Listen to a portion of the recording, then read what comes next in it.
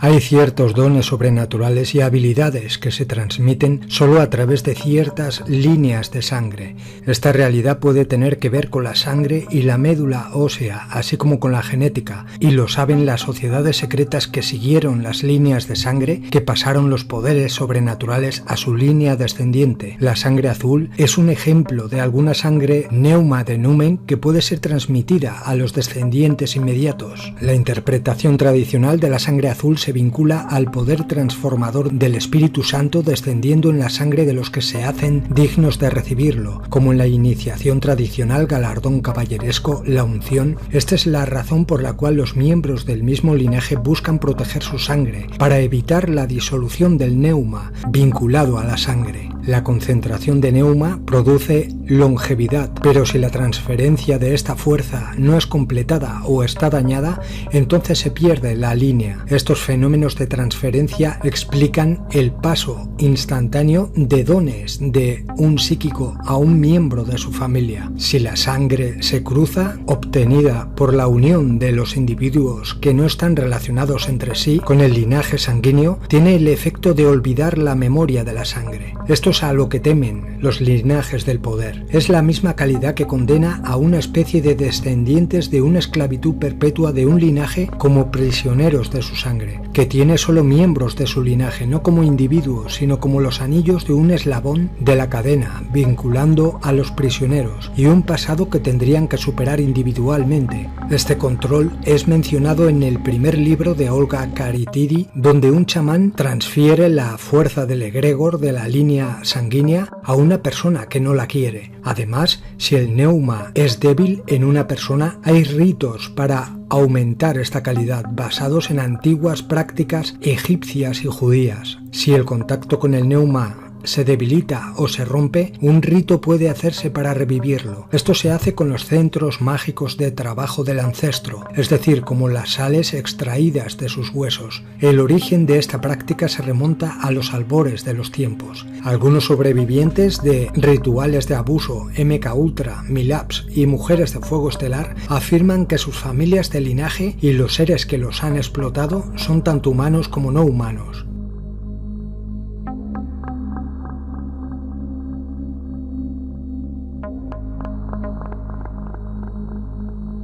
Before you were born, what was the role that you were brought through to play? The role that I was brought through to play was, as in the Illuminati, was as a goddess. Specifically, the address is Mother Goddess, Starfire, and the Starfire goes back to the blood in the menstrual blood. What is contained in that, and the address, the way that I was addressed was Mother Goddess. There are only 3 Mother Goddesses. There can only be 3 at a time on this planet, and there is a male equivalent of which there can be only 3 of them. Why mind control someone to conduct these rituals? Like yourself, why don't these reptilians just conduct their own rituals? They don't seem to have the psychic abilities, and they look for people that have that and people in the bloodline that have that. And I've had that. I've had a tremendous amount of psychic ability, and so I was picked and bred from before birth, and this is also something that other survivors that have been in high positions have known about me and told me. What's the connection then between you having psychic abilities, those being recognized from the start, and you being brought through to conduct their major rituals? Well, it's kind of twofold. First of all, they needed the psychic abilities because they control or attempt to control events, because I would have the ability to foretell what was going to happen, and they needed the information to just try to control it to an outcome that was good for them. The second thing is that during the rituals, you had to have psychic ability. You have to be very powerful in that way to call out the old ones that are also reptilian that come from another dimension. They actually they materialize from out of another dimension and are present at rituals, and they are so powerful, and their presence is there's such an evilness about them, and they want out of this other dimension, and they have to be called out by someone who has that power, and the reptilians don't have this power. That's very important, that they don't have this power to call out these old ones that have to do with them. And what is it that humans have that the reptilians don't have, that means they don't have the power to connect interdimensionally, and some humans do? We have the ability to foresee, to be able to become vibrationally higher, and see into those levels, go into those levels, and in fact, agencies use this. They call it remote viewing. Humans have the ability to go into the past, to go into the future, to go to other places, to astrally leave their body, astrally, and to see things that we've always had this ability, and it's like having the third eye, which they don't have. They don't have this ability.